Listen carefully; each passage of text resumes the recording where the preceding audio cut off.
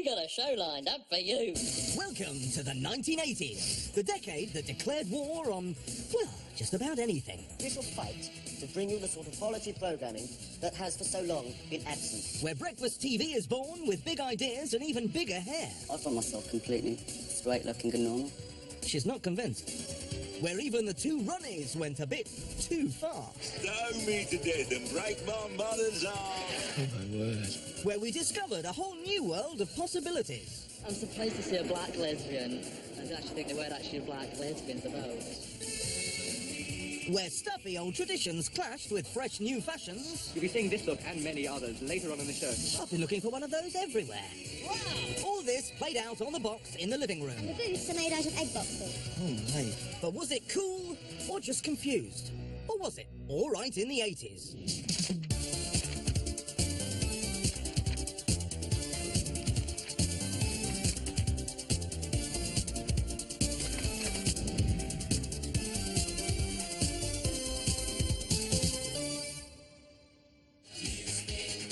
Hello?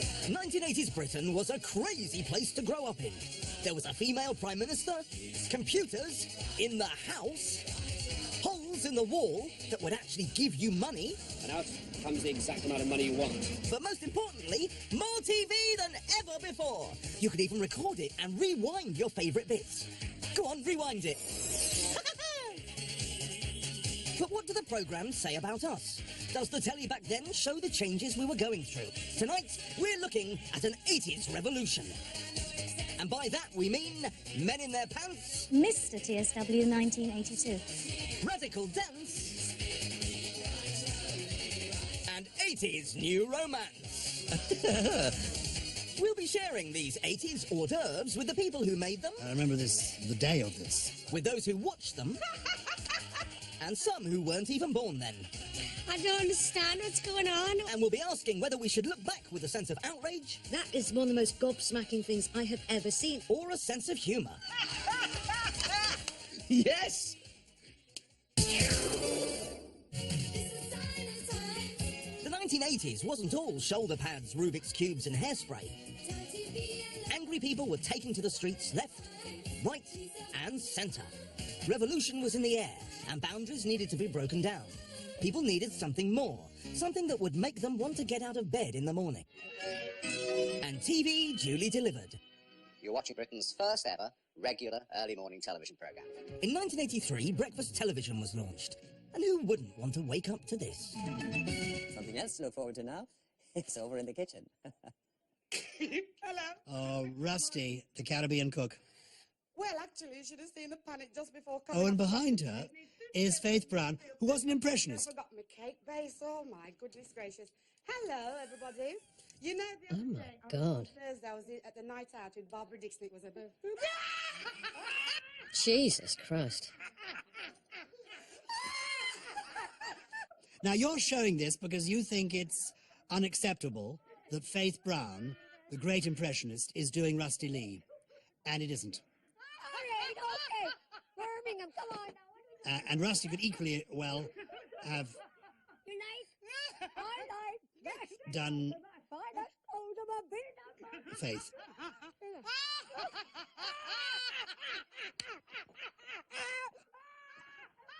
It's not a very good impression, to be honest.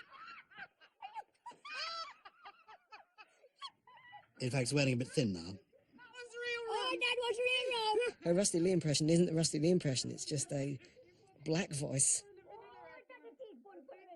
Actually, I don't want to watch any more of that. I really don't want to watch any more of that. It's just too repulsive. I'm gonna... 2 pounds of curd cheese. Well, I don't know about you, but I thought that was very, very funny indeed. And you have to say... There's a kind of apology written into Henry Kelly's little speech at the end there. I don't know about you, but I, for one, found that very funny. It was hilarious. In fact, it was so funny. I was supposed to have 3 minutes, and they landed up letting it run, and people was ringing in saying it was so hilarious that some had come from hospital and broken their stitches. They had to go back to hospital. It was hilarious. It wasn't malicious. It's not meant malicious. That's completely out of Faith's remit. And if people can't see that it was just fun, then sorry. get a grip, and get a life. TVAM was also breaking new boundaries for very young viewers. At 8:30 in the morning, kids aged 5 to 13 could breakfast on a mix of fun and music on Saturday's Wide Awake Club. But what was being dished up alongside their Snap, Crackle and Pop? Why, a song about bondage. Oh my God. There's something about church stuff that gives a sort of resonance and darkness. I get down on my knees. We call it master and servant. This was on at 9 o'clock on the kids' program. Interesting. Oh, how interesting. Into the sheets. Lovely. Me underneath. Oh my God.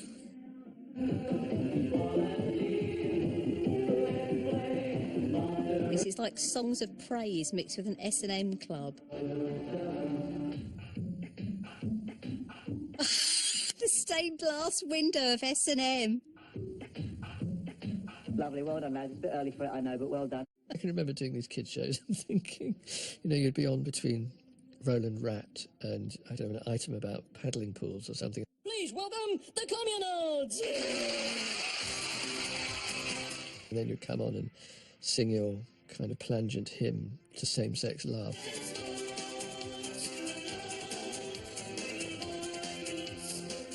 And people in mullets would just sit around nodding and smiling. Though there was always one show you could rely on for wholesome content. Now on BBC One, Blue Peter.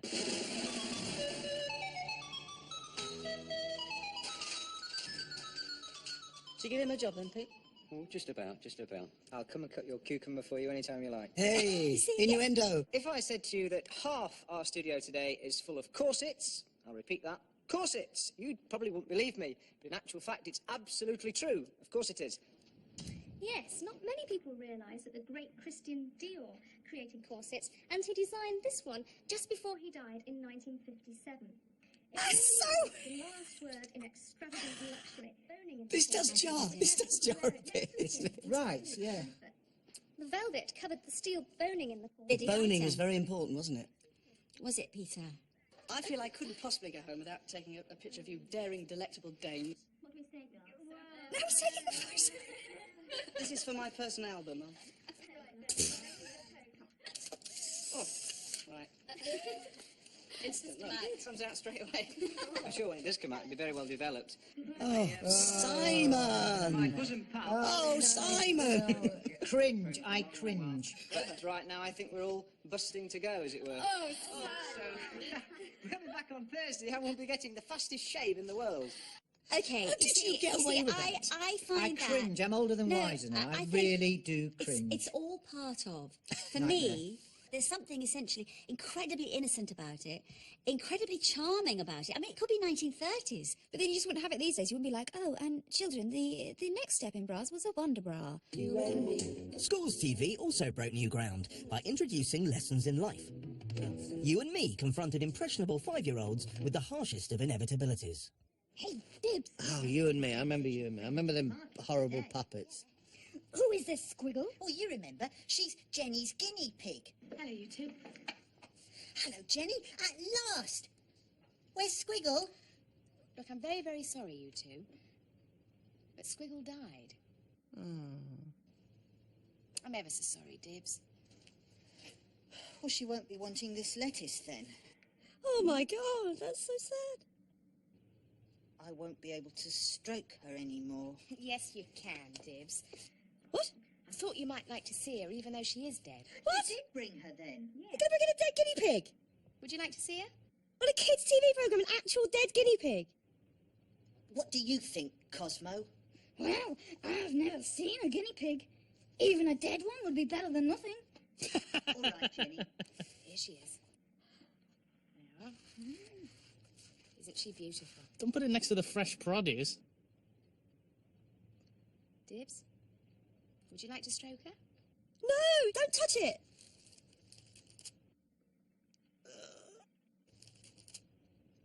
Oh, no! Poor Squiggle. Oh! Squiggle! Yeah? She's dead, all right.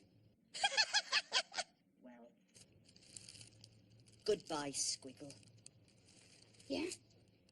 Goodbye, Squiggle. Will you throw her away now, Jenny? Wow. Well, I suppose that was an effort, wasn't it? Let's prepare children for death.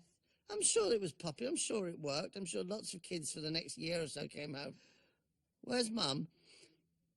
Well, do you remember Squiggle? But some shows didn't move with the times. Sadly for Animal Magic, lying in a field eating sandwiches with zebras wasn't what children of the boundary-pushing 80s wanted anymore. Well, it's a good idea to come in here where it's nice and quiet and sit down and have my roll. Oh, he's going to have a roll. How interesting. So, after 21 years, Johnny Morris, the presenter, was released back into the wild. The series ended, pushing a boundary nobody expected when his co-host Terry Nutkins shacked up with a sea lion called Gemini. Is it his house? Hello, you had a long day. I mean, it sounds possessed. But doesn't the sail need to be in the water? I don't like that constant noise. That's better. Come on then.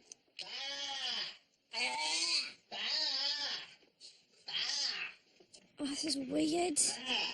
The awful noise I'm making isn't just a bit of fun. It's a serious attempt to imitate a mother sea lion calling to her young. Sea lion calls are not calming. It was a friendship so touching that Johnny even recorded a song in Gemini's honour, with a choir and full orchestra, naturally. We sit there and gaze at each other. I don't understand what's going on. I don't understand what's going on. Why is there a huge orchestra singing at them? This is adorable.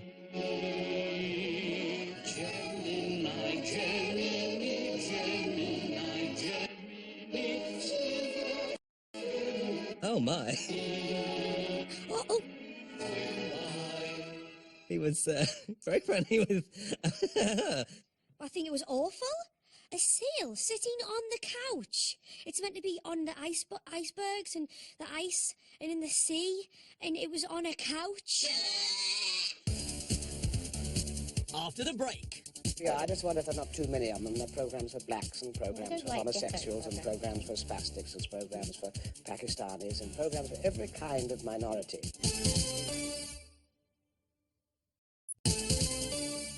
Welcome back to the 1980s. Despite the Cultural Revolution unfolding all around us, at the start of the decade, there were only 3 television channels.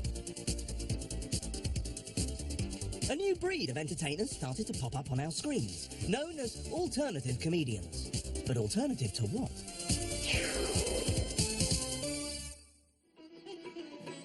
When the BBC lost comedy legends Morecambe and Wise to ITV, they swiped ITV favourites Little and Large. Soon, 18 million early evening viewers were glued to their antics. Tandoori! Did you just shout tandoori? Poppadom! What is going on here? Look, I handpicked this band myself. Must have been in a few curry houses to get this lot, eh? Oh my God. Yes? What was that?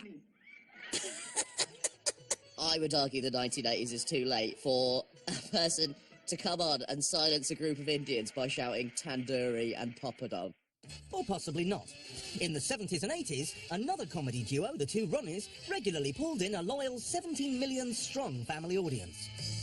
The final episode of their final series saw them draw comic inspiration from across the globe.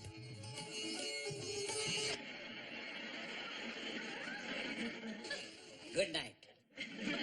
In the program tonight, I'm showing you how to be making a hot and spicy curry. And it will be repeated tomorrow morning.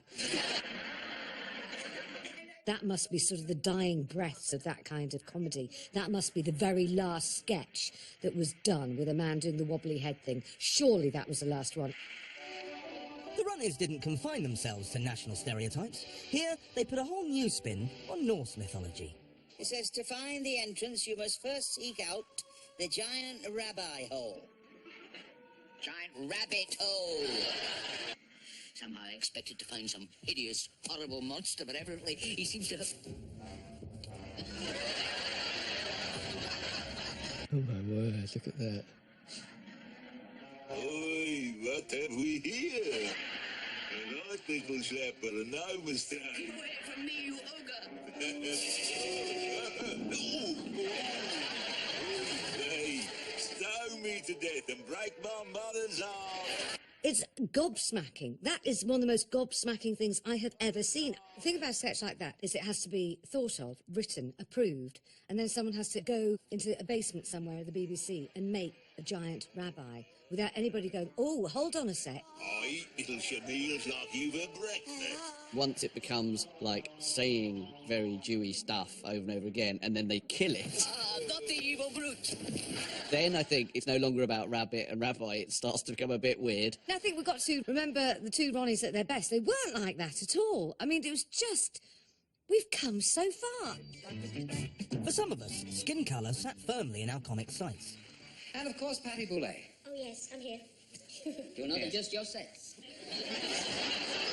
Oh. God.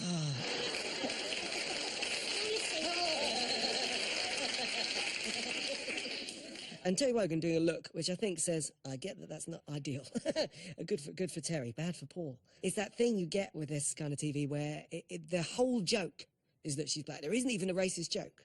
It's just, haha, she's black. That's not a joke. Even within bigotry, that's not a joke. A new generation of comedians was in revolt against that sort of thing, and ITV's first foray into alternative comedy, OTT, provided a launchpad for comedians like Alexi Sale, Naughty Norman, come to play, better hide the bread knife. alongside Lenny Henry, Chris Tarrant and the Tiswas Gang. We have reason to believe you're not white, sir. OTT. This was grown-up Tiswas, wasn't it? That's right. To the excesses of recent weeks, we thought we'd try and get back to some good old-fashioned, wholesome family entertainment. One night it became a battleground, as new comedy clashed with old in the delectable form of Bernard Manning. I think the Bernard Manning booking was just me being very sort of, oh, stuff them all, let's get Bernard Manning on, really upset people. This fellow walked in a sex shop, he said, have you getting those blow-up dolls? He said, oh, we've only got black ones left. He said, well, I'm not Rachel Berry, give us one of those. Got it home, blew it up, and it mugged him. I mean, unbelievable, you know. And the thing is that people are laughing and clapping, and there's Lenny Henry on the panel. It was midnight. It was live, it was midnight. It was like, take it or leave it, turn it off. You Japanese never laugh, do you? You've not forgot Pearl Harbor, don't you worry, pal. What a shit-house trick that was. Wow. Sat there, can't wait to go home, Megan the Datsun. You look a nice young fella, go and piss on that job. That is mind-blowing. I'd never seen that. I'd never seen him on OTT. There's two Jews walking through Glasgow. There was a movement to try and re-understand Bernard after he died. People said, yeah, but he ran his own club and he looked after his family, and he was a product of his... But when you see stuff like that, you think, no, you had plenty of choices there. There's not many Pakistanis knocking about. The Chinese have found out they taste like chicken. Have you noticed that? He would deliberately court controversy, but would then get quite hurt when it came back at him, because he's actually a very kind man. It's all right laughing, Lenny Henry. It's all right for you black people. You can walk home when you're on at night. This stuff now seems so unacceptable, doesn't it? So television was exposing some of the conflicts being played out in the 80s, but with only 3 channels, it was struggling to represent the range of new viewpoints fighting to be heard. Good evening. As you may be dimly aware, the whole pattern of television broadcasting in this country is about to undergo a fundamental change. And it changed forever on November the 2nd, 1982. Britain now had a 4th television channel, which immediately chased after audiences who didn't look like Ludovic Kennedy. We shall fight to bring you the sort of quality programming that has for so long been absent from your television screens. It gave a new voice to people who were, slightly left field, who laughed at Saturday night television because it was so bad. Evolved from the age of the microchip, the micron passing will make you flip. It was lots of people sitting around in very brightly coloured sets, having earnest discussions about things. Prostitution, the subject of tonight's show, particularly concerns young women.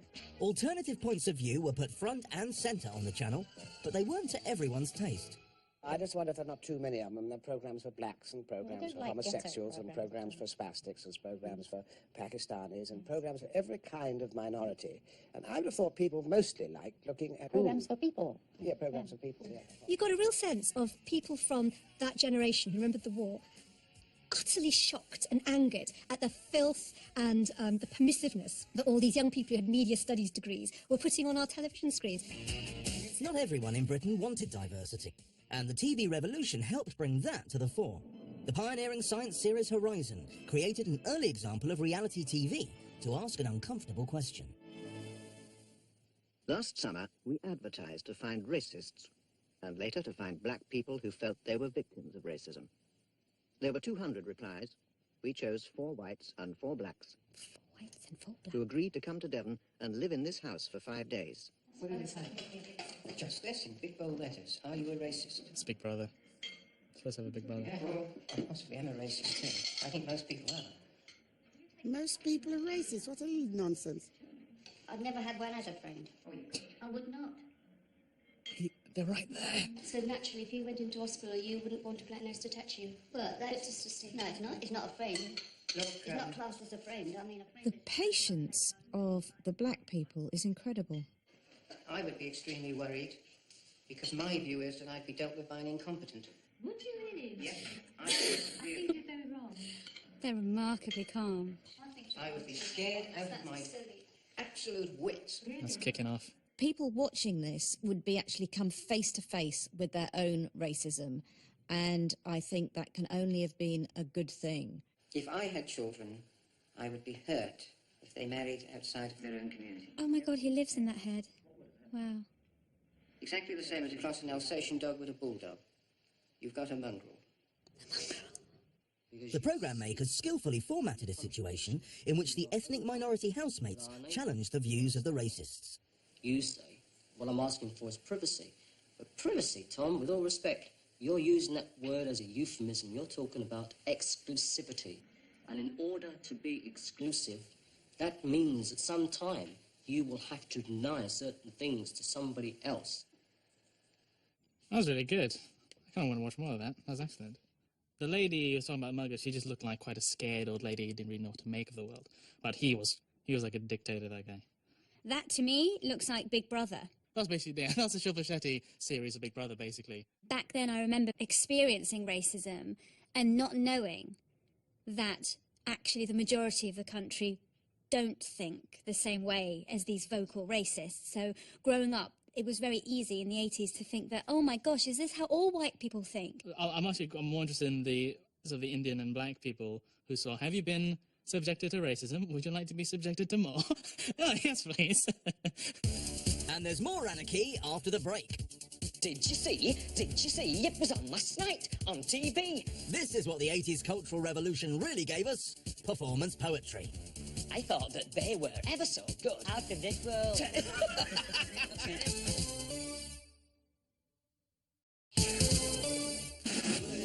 Welcome back to the 80s, in the grip of a major cultural revolution. Teenagers were no longer a single group, they were splitting into tribes based on the music they liked. David Bowie made it clear to them that the image was as important as the songs. And the new wave had arrived. Boys dressed flamboyantly. They even wore makeup. But how did traditional TV cater for this new youth? Well, you'd see it on BBC One at 5 to 5 on a Friday afternoon. The incredible Steve Strange Visage. No.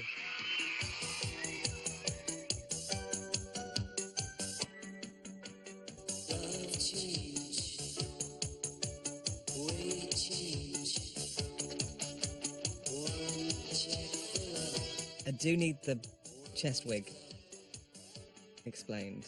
It looks like he's being attacked by a really adorable creature.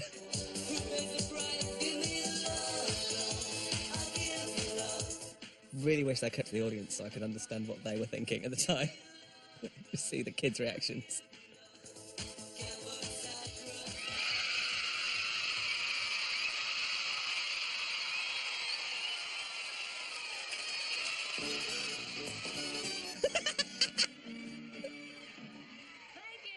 better Keith Harrison Orville.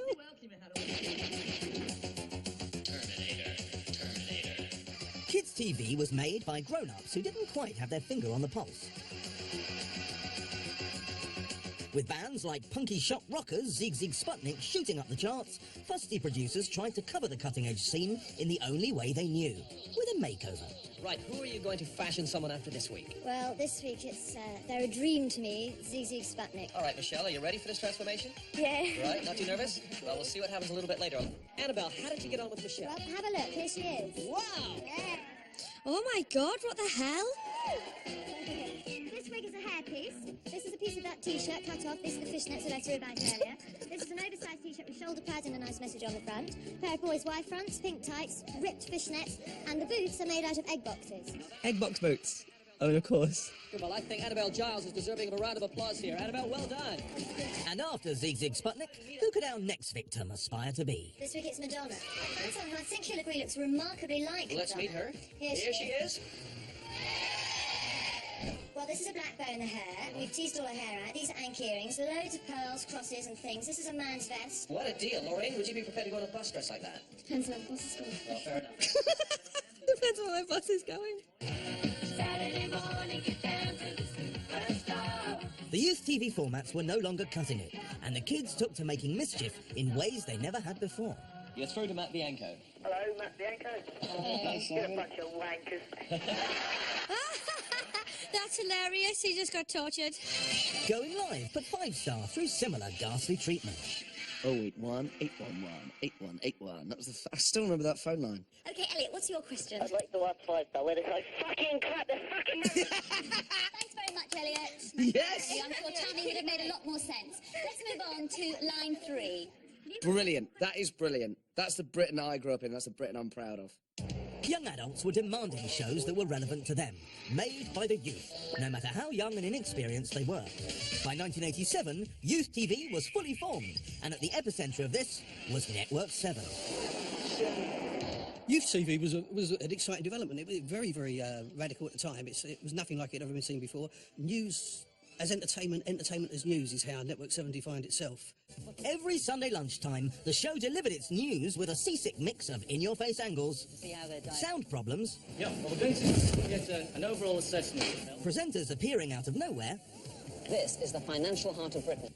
and moments where the camera operator just gets bored and goes home. Bit of salad with it. Meat on 6 of it. We wanted to turn everything that was on television up to that on its head. A huge number of people hated it, but it did influence so much other television. As you can see, I'm back in Network 7's hastily convened kangaroo court. This time we've put the banks in the dock. It seemed a little bit too cool for school, you know, presented by people in fabulous suits with amazing haircuts. And it was also quite serious. It's coming up to that time of day when most of us are sitting down for Sunday lunch. But are we? According to latest reports, fewer of us are bothering than did 30 years ago. It was delivered by a new breed of young presenters who weren't particularly trained.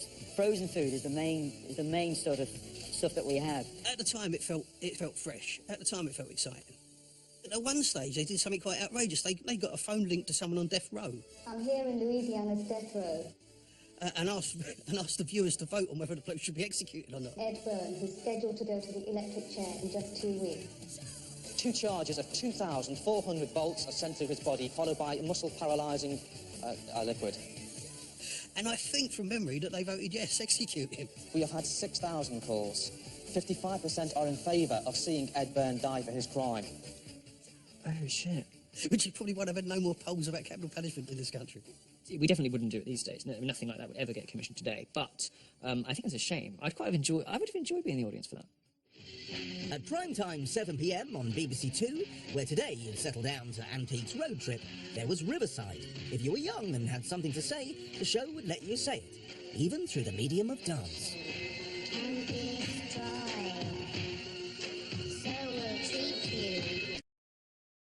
It just isn't meant to be taken seriously, is it? Yes, 80s performance artists were infiltrating the early evening schedules, but an even bigger draw was performance poetry at tea time.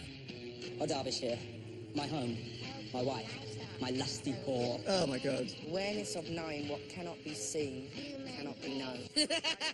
Innovation. Suppression. Make new, original, non-conformist music tangible. Suppression. The arts were in their teenage phase, angry and rebellious, and determined to bring down television in one devastating swoop. Did you see? Did you see? It was on last night on TV. Did you see? Did you see? OTTT, Russell, Harty, Mork and Mindy, Father Charlie, Pro Celebrity. Did you This was the first version of 8 Mile.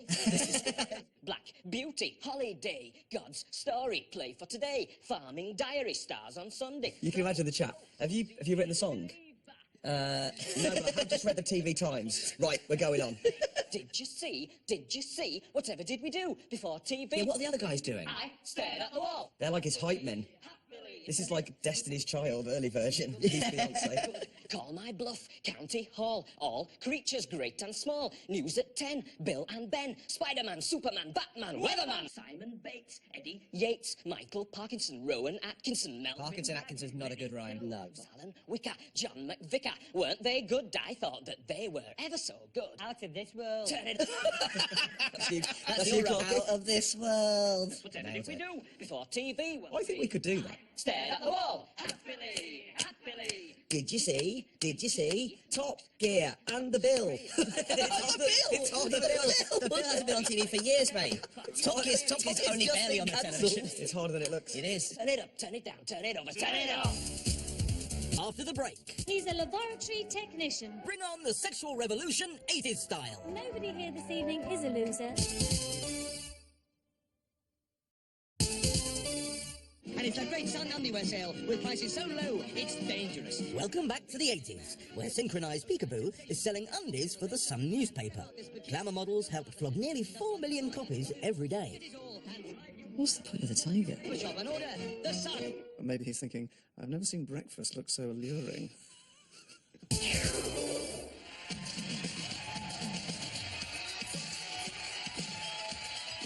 This was the golden age of the page 3 girl. Samantha Fox was so famous, she even got to grapple awkwardly with a bloke. In this video, for her top 10 single, Touch Me, I Want Your Body. A subtle title. Sam Fox's big hair and boobs to match seemed like a fast track to fame and fortune for 80s schoolgirls. Boobies! As shown by this revealing BBC documentary. I'm writing to you because I want to be a model. I'm 15 years old. 15? What is glamour modelling? Getting your baps out. Modelling clothes, underwear, bathing costumes, and sometimes topless. Getting your baps out. How do you decide which ones to see? Well, by the pictures that come in with the letters. Height doesn't matter too much, but boobs do. Well, the height doesn't matter. Glamour modelling standards were slightly different to those in regular modelling. I think you need to lose some weight. And it's not personal. No, it's not personal at all, is it? The film cleverly attaches itself to a young hopeful, to lift the lid on this 80s boom industry and reveal our attitudes towards it. I'd never be prouder if my 15-year-old daughter wanted to be a topless model. I think it's the right age to start. 15. Well, she'll be 16 soon. Oh, well, in that case. You don't think she's too young? No, I don't think so. Because they have to train them. Some newspapers even had countdowns to these girls becoming of legal age, which is about as tacky as you can get. And tacky has since become illegal. The 2003 Sexual Offences Act means that topless shots of under 18s, like the girl in this documentary, are now against the law. And I think back then, those page 3 girls in the 80s were making a fortune. Like, they were seen as, like, superstars. Success as a glamour model was so rewarding for Samantha Fox that she was able to retire in 1986, aged just 20. But what about boys? The 80s inverted the gender roles of the past millennia. In the West Country, ITV station TSW decided on this novel approach to the beauty contest. Mr. TSW, 1982. Number 10 is Mark Goddard. He's 22. His height, 6 feet. Just look at those shoulders. Yes. Number 3 is Michael Bennett. He's 26. His measurements are 42, 32 and 38. Slightly high on the trunks, you know, I prefer a lower speedo. but fully appreciate that, I have to say. His height, 6 feet. He comes from Colebrook in Plymouth, and he's a van driver. Number 6, Anthony Call Me Tony Borthwick, is 23. Oh, poor things. I mean, women have to go through this, but now the guys having to go through it. Glyn's 23. He comes from Lipson in Plymouth. He's a laboratory technician.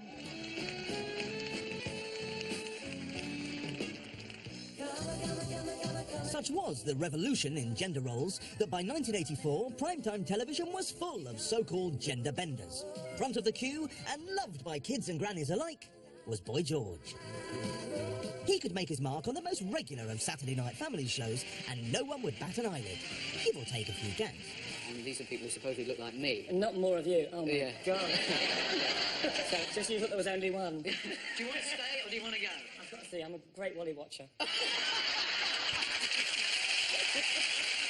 What's your name, sir? Roger. Roger. What do you reckon to Roger? He's too intelligent looking for you. Come on.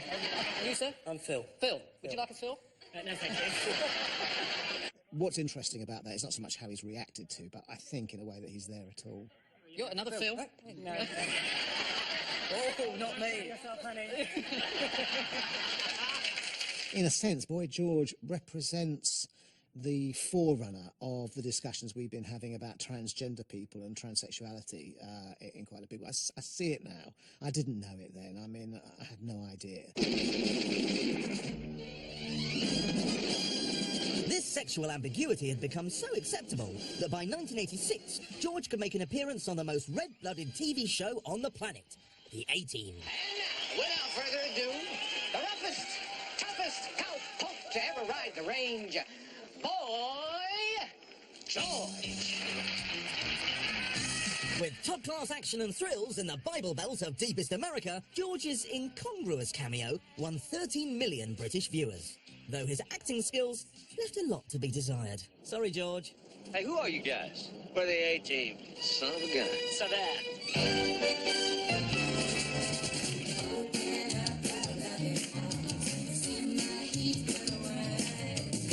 Gender benders weren't always as popular as Boy George.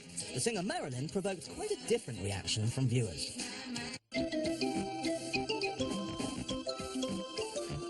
Here's Robert Watson of Cardiff. I would like to protest against the appearance on TV of a person of indeterminate gender called Marilyn. First on Jim'll Fix It and then on Breakfast Time. I feel that this effeminate Marilyn sets a darned poor example to the boys of this country. Wow.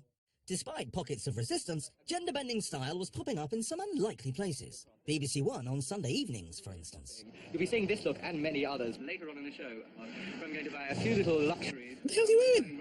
Performance artist and fashion designing icon Leigh Bowery fired up the normally conventional clothes show with his unmistakable style. Karen! You look brilliant. Join the club. Yeah, what have you got on this time? Well, I'm wearing a cropped number this time. If you bumped into a mate in a restaurant, like, you know, I don't know, Greg's, and they were there in a fucking wallpaper gimp mask, you wouldn't go, oh, hi, what you having for your tea? You go, and why are you allowed in here? Why don't you go and put something else on to wow the customers? What a good idea.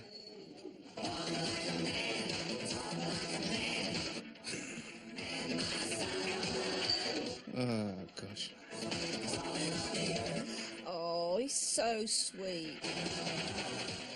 Leigh's primetime appearances show how keen television suddenly was to embrace anything out of the mainstream, paving the way for the first gay lifestyle series on British TV.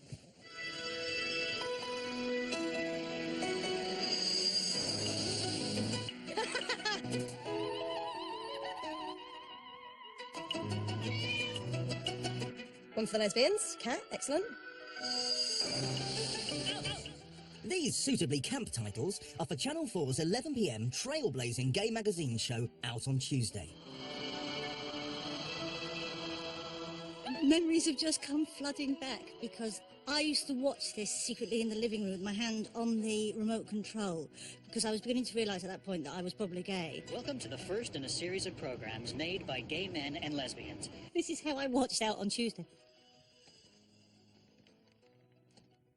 Nothing, Mum! Nothing! It's just the weather. The show featured sound advice from experts who could communicate to a young audience in exactly the right language. We have to respect the rectum as a sexual organ. and anal intercourse deserves the same kind of respect as any other form of sex. However, at this moment in time, unprotected fucking is a royal road towards HIV infection, and it's a balance between that recognition of the risk factors of unprotected fucking. It's like he's just found out about the word fucking. I think it should come back. And I'm going to elect that I'm the new host, and I promise not to say anything about rectal fucking. I promise. In the 80s zeal to embrace all things homosexual, Network 7 boldly went one step further, because if you weren't out already, they were going to drag you out live at Sunday lunchtime. How would you react if one of your friends was gay? But one of my really close friends that I was hanging about with, I'd just be very, very shocked. Would you accept it? Oh, I suppose I'd have to, wouldn't I? Yeah, nice. Susanna, have you got something to tell Darren and Jason? Yeah, Darren and Jason, okay. Yeah, you're laughing, yeah? Is it going to affect your relationship with Susanna at all? Not really, no. I'm just shocked. Jason, what about you? You surprised? I'm surprised to see a black lesbian fall into a white one. I don't actually think there were actually black lesbians about. Oh my God! Like you can't be black and lesbian at the same time. I thought Darren would get really, really mad at me. But you think he's going to come to terms with it? I can't look at you. I think he might not talk to me for a while after.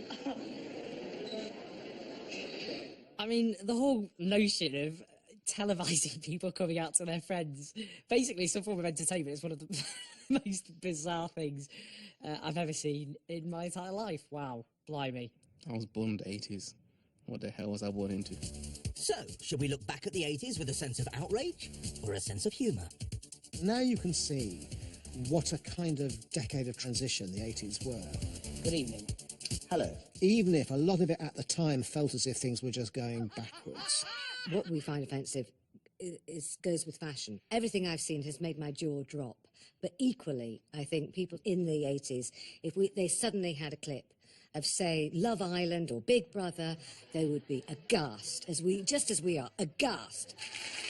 While I wouldn't have missed it for the world, once was enough. But we're not finished there. Next time, the brave new world of TV in the 1960s, where anything could happen.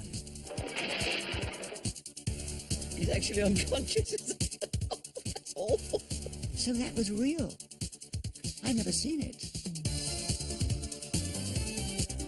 The Doctor's not been caught. He's somewhere in Scotland, but can he skip under the radar for much longer when tracking and surveillance is so encompassing? Hunted, Thursday at 9 on 4. And here our nostalgia shifts forward a decade, the 10 years that changed the world. Or so they say. Next.